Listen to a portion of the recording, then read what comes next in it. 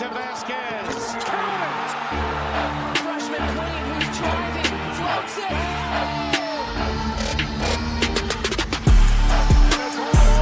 And here comes the Pistons on the floor. Here with 2 seconds. Here it goes for the win.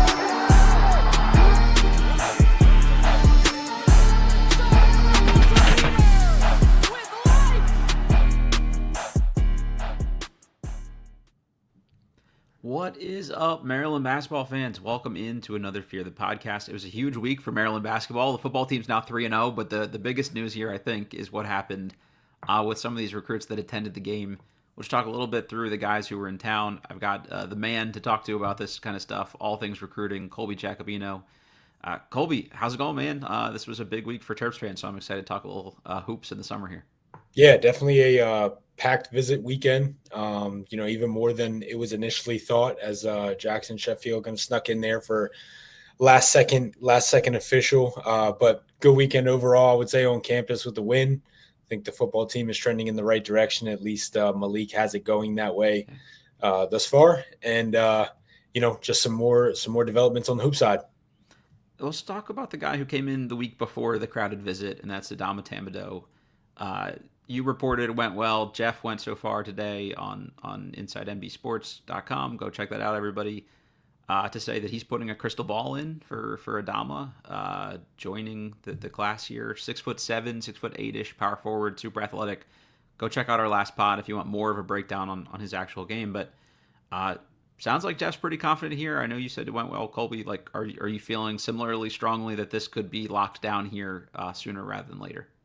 Yeah, I am. I would say, Jeff beat me to the punch. I want to confirm a few other things first, but then I'm probably going to be right behind him with one of those, with a crystal ball for Adama. So, but the visit went really well between him and Maryland. He was very, very excited afterwards. He had a couple of visits that were planned. One that was in the works, one that was planned, that one being Texas State, which he canceled. And then there was a potential one in the works with Oklahoma State. That is not happening. Right after the visit, I was hearing that there was potentially 1 or 2 other visits that were going to be getting set up. They have yet to be. So, like a good sign. Read that for what you will. But I just think it's one of those things where both sides are kind of figuring things out, whether it be like just the little minute details or whatever. And then I think before long, he might be their second commitment of the class here, which, again, might not be a household name to some people, but a guy who I think can be really effective long-term and especially within Buzz Williams' system.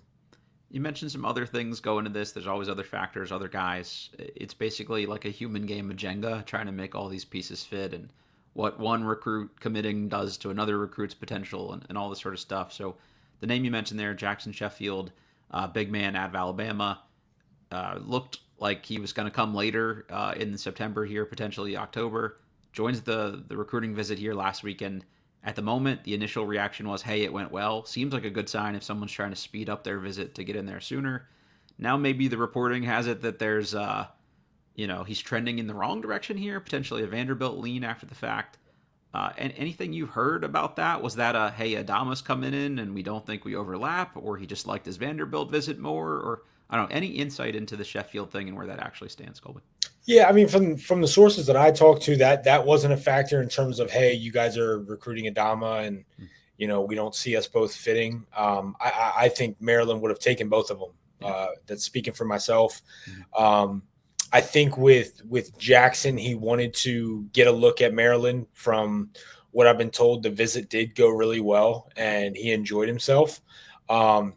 Everybody, of course, is so quick to say, Vanderbilt must have offered a crazy number and Maryland didn't match. That's not the case. Like, I know that's what's pretty much ruled. I would just say some of the recruitments that we see nowadays, but it's not all. I mean, it really still just comes down to the purity and of, hey man, I see myself at this school and I'm more comfortable here for reasons A, B, and C. From what I'm told, a factor that went into it, it's closer to home for him.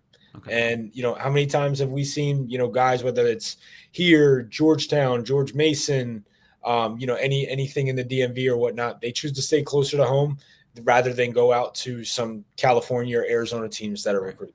So I think it's just one of those cases. I think, who knows, if Buzz was still at Texas A&M, maybe they get Jackson Sheffield. Mm-hmm. But for this case and in this scenario, Vanderbilt is in the lead. Obviously things can happen in this era, and I would say mainly down to the last second, but I submitted a crystal ball for him to end up at Vanderbilt. I feel very confident about that. Mm-hmm. And, for Vanderbilt, I know this isn't a Vanderbilt pod, but now they have Ethan Magapo, Jackson Sheffield, and they have their eyes fully on Ant Brown, who's another guy who Maryland is obviously prioritizing. And, they also got Jalyn Collingwood coming in October. So, I think Vanderbilt would try to get maybe one more guy into that class, two if it makes sense for him. But, sitting with those two guys right now are pretty good building blocks for Mark Byington and those guys. I maybe said this the last time when we brought up Byington, but for my money, he's like one of the actual best coaches in college basketball, watching what he did at James Madison in that first year down at Vanderbilt. So smart of these guys to go play for another good coach. I can't begrudge that at all. Hopefully it works out for him. So, and I mean, you also got to think, man, he's a Hoover, Alabama kid. I mean, he's grown up around the SEC. Yeah, he's used to that. Just like what, and we don't see this many nowadays, Matt, but the Big East of old, yeah. When people grew up around the Big East and they had a chance to play in the Big East, more than likely they're going to the Big East or ACC back in, sure. The prime of the ACC. So it's just one of those things. And I think a lot of people tend to forget that just because of, there's agents or there's money involved. And it's not like these kids are just going in blind and wherever the agent tells them to go, they're going to go. There's still a factor of, can I see myself being here every single day? So I think that's just what played into it. And Vanderbilt might have been the better fit for Jackson. And can my family come see me play? And a lot of these guys, they sort of boomerang within their own conference. So maybe you end up at Alabama if they see you play twice a year, if that's your home school and that kind of thing too. All right, let's switch to the guard position here. Kaden House, son of Eddie House, also on the visit this past weekend. Again, by all accounts, it went pretty well. It seems like that one's trending in a good direction here. So two things I want to get from you, Colby. One, just your take on how that visit went. And then they also have Junior County, one of their top priorities, coming in next weekend. Is that an either-or situation, or could you see them taking both of those guys too? So the visit, from what I heard, went well. Kaden is down to pretty much 3 schools, I would say, is between Maryland, TCU, and lo and behold, Vanderbilt. Man, they're killing us. Get out of here, Byington. Last year, the past few years, it's been Indiana, and now Vanderbilt's going to be getting in the mix. And hey, I mean, Xavier Joyner is a guy. Not that Kaden House is a DMV prospect, but Xavier Joyner is a guy who's going to get his hand in a lot of DMV guys, a lot of DMV players and their situations.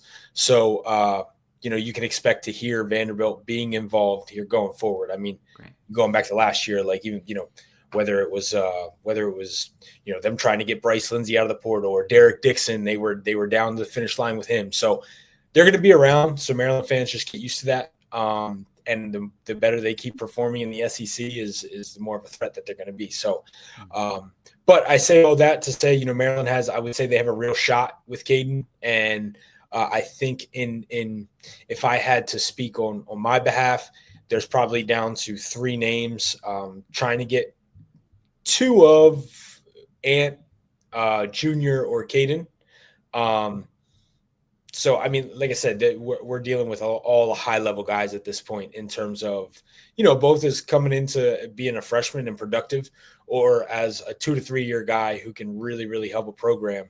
So I think with Kaden, they're waiting it out a little bit in terms of, they're not going to say, look, this is what we have. You need to decide today or we're moving on. That's not what they're going to do with that. They have a huge visit, obviously, as you mentioned, coming up this weekend with Junior County, who, in my opinion, is arguably their top priority. So it's going to be a big, big weekend for that. There's a reason why he's the only one coming in this weekend. But to kind of put a bow on the question, Matt, I think they would, in an ideal world, they would like to take 2 out of 3, whether it be Kaden, Junior, and Ant. They would like two of those three guys. Now, as a fit perspective, you would like to get Ant and one more, just because you look at Ant, you can put him in a box. He's a point guard. Whereas Junior and Kaden, both, they're really not. They really don't come off as point guards. They could maybe eventually become one, or be a little bit more on the ball, but they're more so twos that flash in spurts as ones. I got you. Yeah, I think that, again, back to that Jenga thing of just making those pieces fit, it has a lot to do with it. And it's less about who are the two highest numbered recruits on the board for you, too. So that'll be interesting. The other name, a part of that list, also a point guard, Trey Beamer came in. I think the similar thing here is it's a Trey Beamer or Ant Brown. Essentially, probably you happily take one of those two, like you talked about. Any sense for how the Beamer visit went? Yeah, I mean, I heard he enjoyed it as well. Heard everything went well. He's been to Boston College prior to this. I think with Trey, there's somebody that the staff is high on. They think that he can fit in. Again, as a 2 to 3 year guy who kind of fits the style and can be a Buzz Williams guard. I think that, obviously they're going to continue to recruit him hard. I don't have it off the top of my head, but I know he still has a few more visits left to take here. I know Mississippi State's involved. Mississippi State's also involved with Ant. So, it could be a process of elimination that way. We'll see if Boston College really starts to press now that he has completed another additional visit. So more to kind of develop on that end. But I think between this weekend and then leading up to the Ant Brown weekend, we're gonna have a lot of clarity on what's going on and the overall recruiting picture. Because as you see, Matt, like there's a lot of these guys visit schedules remain fluid. Guys are moving up visits. They're canceling, whether or not they're looking at 6 schools and they canceled 2 visits, so now they're really down to 4. Like there's a lot of movement. Specifically with Ant, he had a busy morning. Indiana head coach Darren DeVries and Kenny Johnson was in to see him. Aki Collins from Maryland, he was there. He's got an in-home with Oklahoma State. Tonight. And then I haven't put this out, but I heard that Buzz Williams was supposed to be by this afternoon to see him. So, whether or not that came into fruition, we'll see. So I don't want to say like that's official, but it was in the works. So, Buzz kind of trying to keep his foot on the pedal there and really keep them in, because now, again, another development this morning, who I believe, I'm sorry about that, for Jeff Rabjohns over at Peegs.com reported that Ant did finalize a visit to Indiana next week. So big ones in the next 7 to 10 days, we should really know where Maryland stands with him, because Vanderbilt, I have a very strong feeling they're going to push. And then with Indiana, it's going to be interesting to see how they play that out, just because, they obviously have Prince Alex Moody from the DMV, Bishop McNamara kid, who is slated, not to come in and be the number 1 guy from day one. But the idea is, he would eventually get some pretty good minutes as a point guard, whether that be a sophomore or junior year. So going to be interesting to see how they play that out. But yeah, I mean, it continues with Ant, and they haven't been as active, at least from my knowledge, coming over to see him recently. But Oregon, that's another program that always gets mentioned with Ant. I know that there was a visit in the works. Not sure where that stands as of this moment, but we could know that prior to the Maryland visit. So, just a lot to keep track of here with him, and rightfully so, as he had a spectacular summer. You mentioned Prince Alexander Moody going to Indiana. That's kind of why I didn't see that one as the most credible. I mean, it's got to be if he's going to take a visit there, but similarly ranked level guys, both better on ball, both gone up against each other a ton, especially with some team takeover, team Durant matchups this summer here. Not 2 guys I see playing next to each other particularly well personally, but so I just felt like that would be kind of a weird fit to try to shoehorn in there at the end. So I don't know, I'm sick of Indiana getting in on stuff, so hopefully it doesn't work out. Well, again, bad news for Terps fans. They ain't going anywhere because Kenny Johnson. Exactly. So, but just to kind of add on to that, so Ant and Prince did play on 15s and 16s takeover in the past years, and again, I think Prince has put more of an emphasis over these past, I would say, 8 to 10 months really trying to become more of a point guard. Mm-hmm. And he's shown progressions in that. But when they played, obviously Ant did dominate the ball when they played next to each other. And it did work. Like, I mean, there's the team still rolled on all cylinders.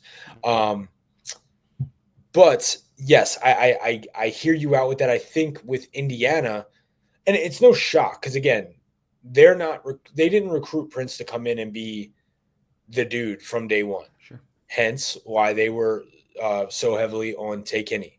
Mm-hmm. Now he's trending towards Kansas. We'll see. He'll make his commitment at the end of the month.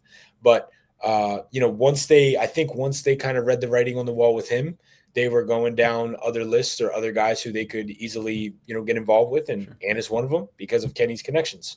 And, rightfully so. So, they're also involved with Junior County. He completed a visit there recently. So one to watch. And, I think Indiana feels good about their chances with Junior. So there's a lot to unpack there as well. Just talking on Ant for a minute, we mentioned his visit. I think if I remember correctly, it's early October when he's scheduled to come in, like the 4th or something along those lines. He did come in for sort of the unofficial visit. Seems like he got a chance to see the practice facility. That's something that everybody has mentioned so far, Colby, that's gotten to see it, like how that cool that is. So I'm excited to see it one of these days because it seems pretty impressive. But do you think that's really going to be that big of a factor in locking down some of these recruits? If it's something everybody mentions, I'm imagining it has like a real element to their recruitment. Yeah, I do. Just because, whether or not you go on a visit to what is considered a basketball program or not, that's the separating points. If you go to a powerhouse SEC football program, like there's a reason why they got there and where they are, because they have the state-of-the-art facilities. They have all of the tools that you need to get to where you want to go. Mm-hmm. And, again, just talking to Ant after he was on that visit and saw the practice facilities, like, he's a kid who is very, I would say, stoic and very good. Well, at least when you're talking to him on the court, that's what makes him Ant, is he's going to be animated and intense. But, when you're talking to him, he knows how to be professional and he knows how to answer questions. He knows how to dance around them if he needs to. Uh-huh. There wasn't any dancing around that one. He admitted it. He was like, look, I can't even lie to you, that it was nice. They got everything that you need, whether it's the weight room, the arena, availability all the time. Not that they didn't have availability prior, but it's just that idea. And when we're in this era of, again, I know everybody wants to stamp NIL as the end all be all. And for a lot of cases, it probably is. But those little separating factors are what can go into, really being able to get some of these high level prospects and being able to have merit behind what you're saying, rather than, hey, we have everything that you need here, when you have, facilities that are dated, right? So it's at least trending in that direction. And everybody else is saying, oh, okay, Maryland is serious about where they want to take, their basketball programs. At least it's something that people can't use against you now in the recruitment. Exactly. These other coaches will find any angle to downplay a competitor, because I think, not that that's necessarily negative recruiting, but it comes up, I'm sure, of, hey, unlike some of your competitors, we've got everything you need here. No doubt. All right, enough burying the lead. The guy everybody wants to hear about, Baba Oladotun, comes in as a part of that recruiting visit as well. Saw a lot of content out there. Him at the football game. I think he was holding the flag up at certain points and doing cool stuff. And then also local overseas former pro Mike Creppy, friend of the show here, just put out a video on Hulu called Imported. Go everybody check that out. Former Terps player James Gist is featured heavily in that, but I think Mike is doing some video content for Baba, as how that video, how the recruiting visit went and stuff like that too. So the little snippets I saw looked like Baba was enjoying the visit. It looked like it went well from afar here. Colby, have you heard anything? It seems like they keep this kind of stuff pretty close to their vest over there. Yeah, very little. I mean, I have heard a few things not from Baba himself, but did hear that, he did enjoy the experience. Mm-hmm. Obviously felt welcomed. Everyone knew who he was. Yeah. So everything that you would hope that would happen in terms of his experience and having fans interact with him and make him feel like the star prospect that he is, from what I was told that took place. As you said, Matt, like I wish I could come on here and say that, I knew exactly where he was going or Sure. what side he was leaning to or when this thing's going to come to an end. But, obviously I would be on live television if that was the case. Right. But with that being said, it's so murky in terms of when he's going to decide, is he going to string this thing out? I've heard conflicting reports on that. I am eyeing down once I get, probably next week, going to get down to Blake and hopefully get him face to face. So, and just kind of get a feel for how he's feeling about everything. And, there obviously are a bunch of different programs involved. Went on the visit to Virginia Tech, just finished at Maryland. And now I think, nothing publicly has been put out about in terms of where he's off to next. Mm-hmm. But with the fluidity of these visits that I had mentioned, you're kind of starting to put different puzzle pieces together. And I think then that's when they're going to start really, honing in on what schools are really best fit for him. Okay. Again, this is nothing that his circle or anybody around him has relayed to me, but I don't think it's out of the cards at all for him to remain close to his family. Okay. Now, again, if he were to go across the country, guess what?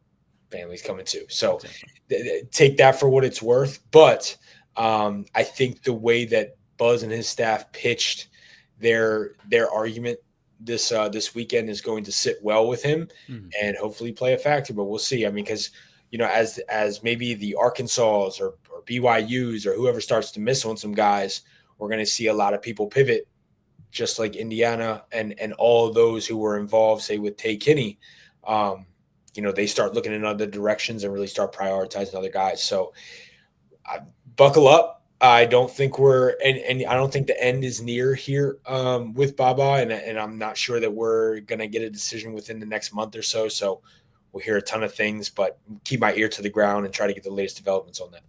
Yeah, I know he went over to Under Armour headquarters too as a part of the visit just to see that. And I would imagine, hey, look how well this worked out for Derek Queen, and his marketing potential as a hometown hero kind of thing is a big part of their pitch of, hey, we're a different staff, but we still have all these kind of ties and connections in place. So I think that's something that, Virginia Tech, for instance, can't really offer him the same way. So hopefully that made a mark as well. So it'll be interesting to follow. Ant Brown and Baba played AAU together this summer.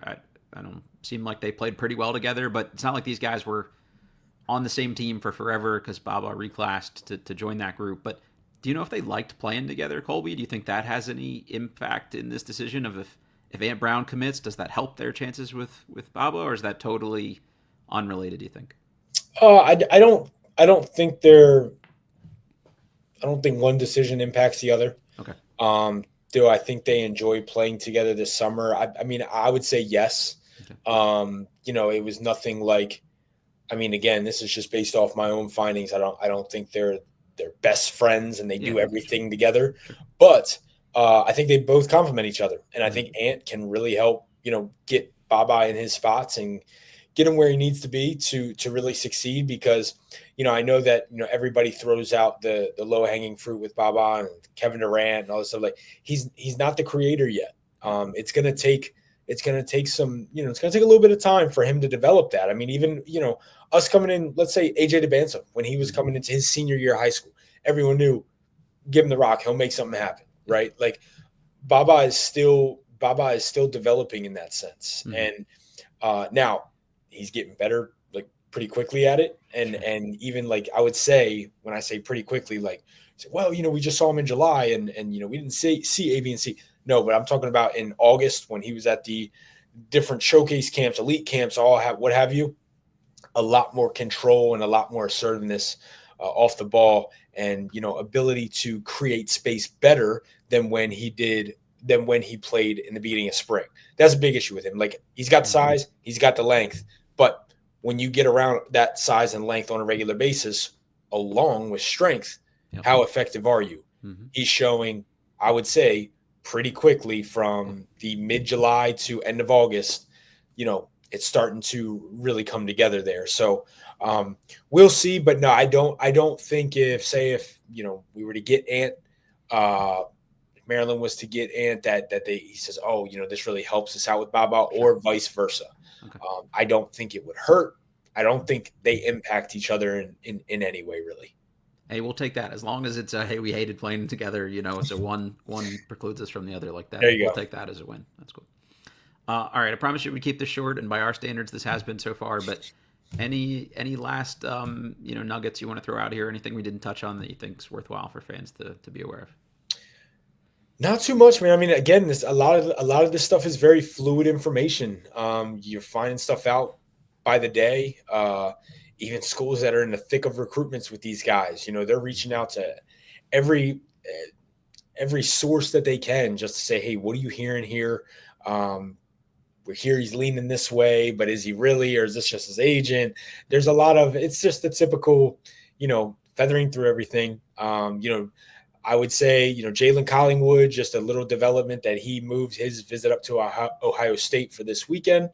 As I mentioned before, in my opinion, and from what I've gathered, again, that's not gospel whatsoever, but I would say Ohio State, Michigan State are two to watch for him. Texas Tech, of course, in the background, that's the low-hanging fruit of they have NIL that they can persuade anybody with. So let that be where it stands. But Vanderbilt's in the background there too. Now, whether with them getting Ethan, they probably see Ethan maybe as a more 2-3, where maybe they could see Jalyn as a 3-4. But I mean, I would say more Jalyn is a I'd say he's a 2-3 as well. I don't know if you're going to get away with him at the 4 too much, but getting in the weeds here. Nevertheless, if Vanderbilt wants him, they're ready to do what they need to do to get him. So still no news out of Maryland getting an official yet. Okay. We'll see. It could be a thing where it's just not a pop-up official. I don't want to say that, but just like with Ant, just a quick forming visit, just like he is with Indiana next week. Really, I don't know if a whole lot of people saw that coming. You figured maybe he would get out there at some point, but just with the quick turnaround, middle of the week visit, you could tell we're coming down to crunch time, because if we weren't, they would have said, hey, let's do this thing in October. We're going to get you down on the weekend. We'll figure it out. So I think, with a lot of these guys, Matt, if we're talking October 16th, I think we have a really good feel for where a lot of these dudes are going to head. A lot of it's, hey, this one domino impacts so many guys. So somebody committing and just starting that process, I think, adds some additional clarity to your point. Yep. Colby, always amazing to do this with you. I appreciate it. Again, I look forward to all the updates, and I'm refreshing the board every morning just to see what's going on. We'll see how that works out with Buzz, maybe going over to check out Ant if that materializes. Everybody, you know the drill. The website is InsideMDSports.com. Colby, Jeff, Jack, all these guys have great updates on what's going on here. There's a lot to follow. And it's Colby G Hoops on Twitter, so go check him out there as well. Colby, thanks, man. Congratulations on everything you got going on personally here, too. Big week for you there. So thank you for making time to do this. I know Maryland fans really appreciate you giving us all the insight you do. Absolutely, man. I'm sure we'll be doing it, whether it's next week or the week after, man. We got to get on here again. So thank you for always making time for me, and definitely we'll talk soon. All right, sounds good. All right, everybody, hit the like button for us, rate, review, subscribe, all that good stuff, and we will catch you next time. And remember, fear the podcast.